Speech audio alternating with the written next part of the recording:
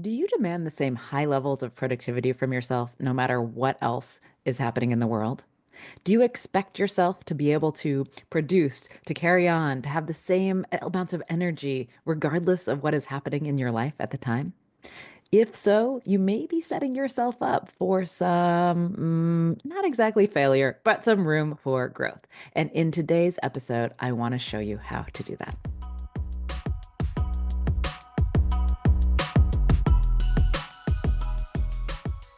Welcome to the Do More, Stress Less podcast.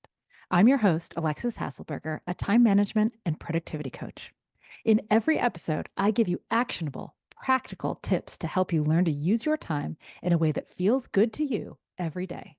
No more hustling, scrambling, or struggling to keep your head above water. So let's dive in, and soon enough, you'll be doing more and stressing less.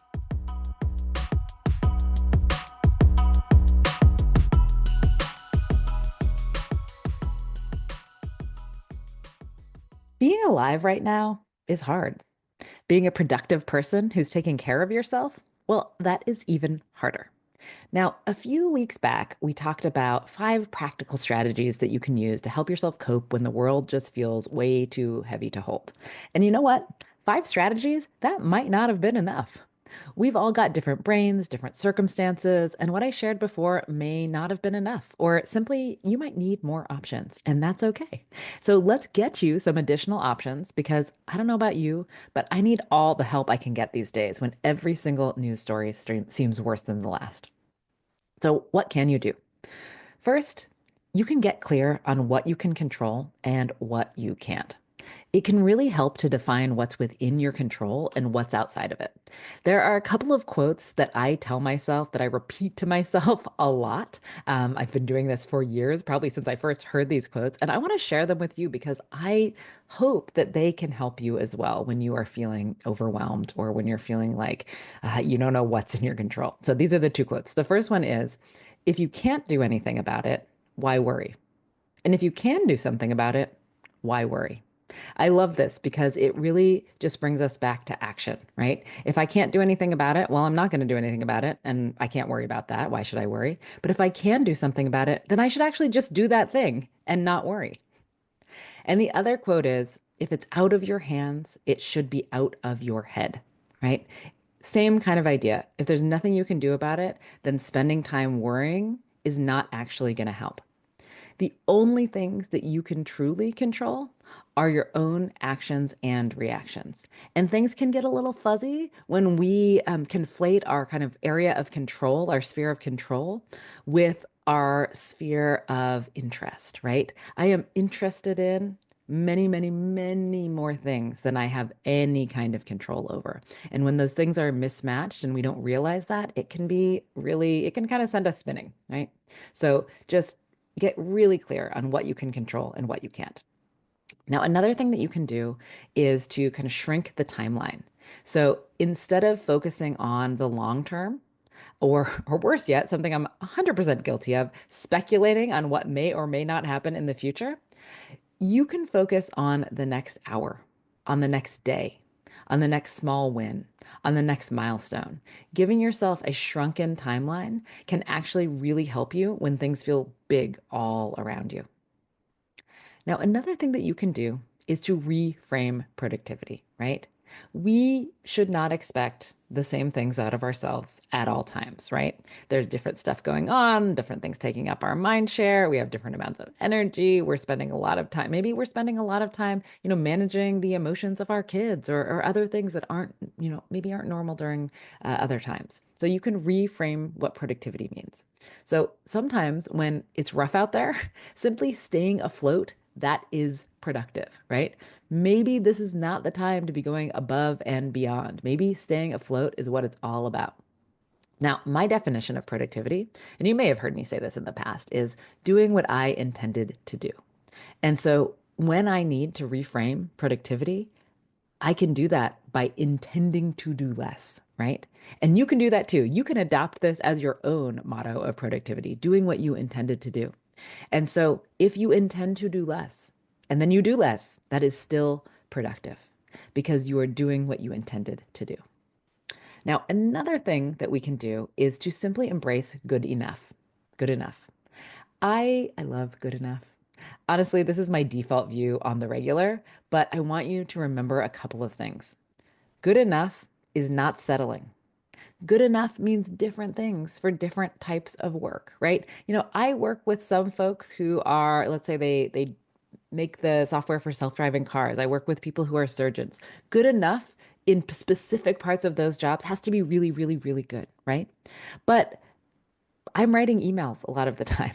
My emails, they don't have to be perfect. They can be good enough, right? There are parts of everyone's job, of everyone's life that can be just good enough. My kitchen doesn't need to be spotless. The dishes just need to be in the sink or the dishwasher, right? What is good enough? What does that mean in different areas of your life? And this is not going to be the same for every single person. It's not going to be the same for every part of your life. But just think about where in your life can you reduce your standards just a little bit so that it's still good enough? And good enough is still great, right? Good enough is still good enough for that circumstance. Now, I also want you to remember that it often takes just as much time and effort to get from sort of 0 to 90 as it takes to get from 90 to 99. And often you're the only one who will notice the difference.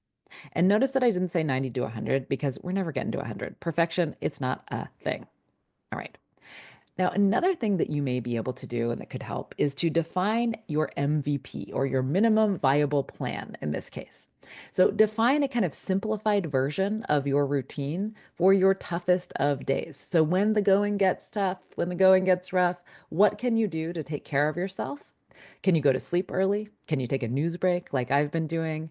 What are the things that have to get done versus what are the things that would just be nice to do? And on those really rough days, can you do just the must do's and not the nice to do's? If so, that will be giving yourself a bit of a break and you won't have any major consequences. Now, another thing that we can do is to move our bodies, even just a little. I'm not here to go tell you to go to the gym for an hour a day or whatever, but even just 5 to 10 minutes of stretching or walking, or even a little bit of heart pumping exercise, maybe you're running up and down the stairs or something, can help you to regulate your emotions. So if you can't get to the gym or don't go to a gym, like I don't go to a gym, I just usually run outside my house, you can do things like jumping jacks or squats at your desks or take your coffee break by walking around the block. Just get your body moving a little bit, and this can really help with some of that emotional regulation. Now, one more thing you can do is to help yourself by making decisions in advance. So I talk a lot about separating the planning from the doing so that you are making better decisions in the moment, et cetera. And this is another place where this is really going to help. You can reduce decision fatigue by simplifying. You can plan meals in advance. You can plan your outfits. You can plan your routines. You could have things that you're doing on the regular. Whatever decisions that you can make in advance, these are decisions that are going to not pull from your mental reserves in the moment. So separate the planning from the doing. Anything that you can plan in advance so you don't have to make a game time decision when maybe you're not in the best mental state, this is a great thing to do. You want to keep those mental reserves for when they're really needed in the moment. So look, yes, the chaos machine is moving full steam ahead, but that doesn't mean that you have to give up, throw in the towel, or hibernate until all of this is over. You have agency. You can control your actions and reactions. We will all get through what might be politically tumultuous times. Remember those early days of COVID? Things were just as chaotic, maybe even more so. And I know you got through that because you wouldn't be here listening to this now if you didn't. You will get through this. You might just need to be a little more intentional about it. We all will.